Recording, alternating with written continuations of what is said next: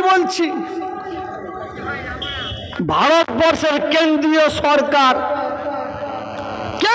সরকার কিছু মুসলমানকে তারা সংগ্রহ করছে, তাদের ঘরে নির্দেশ দিচ্ছে অর্থের বিনিময়ে তোমরা মুসলমানদের গ্রামে গ্রামে গিয়ে জনসভা করো। আমাদের পশ্চিম বাংলায় দু একটা দালালকে অর্থ দিয়ে তাকে নির্দেশ দিয়েছে, তার ঘুম হারাম, রোজ সকাল হচ্ছে বেরিয়ে চলে যাচ্ছে, যেতে হবে তাকে। তুমি বিজেপির তামাক খাবে আর ঘরে শুয়ে থাকবে হবে না।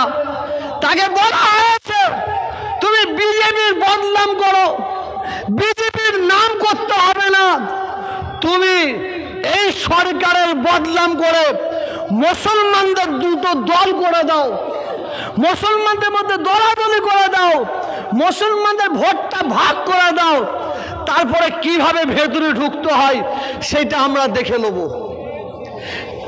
আপনারা আমার বক্তব্যে ভুল বুঝবেন না, ভুল বুঝবেন না।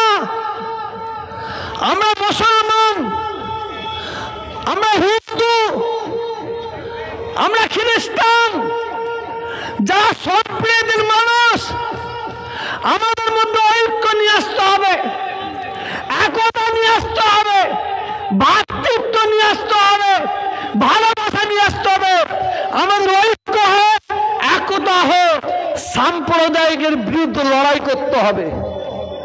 আজকে আমার পাশে বসে আছেন রামকৃষ্ণ মিশনের মহারাজকে আমি ডাকবো, আমার ফাদার সাহেব আছেন, আমার এই দিকে আসবেন। আমি খ্রিস্টান মিশনের ফাদার সাহেবকে ডাকছি। কেমন লাগছে হিন্দু মুসলমান যারা খেলা করে, যারা হিন্দু মুসলমানের মধ্যে ভেদাভেদ করে, তারা দেখুক, যারা মুসলমান হিন্দুদের মধ্যে ভাগাভাগি করে তারা দেখুক। তোমরা যতই চেঁচাচেঁচি করো, যতই লাফালাফি করো, কিন্তু আমরা সবাই এক আছি, সম্প্রীতির মানুষ আমরা আছি, থাকবো, এতে কোনো সন্দেহ নাই।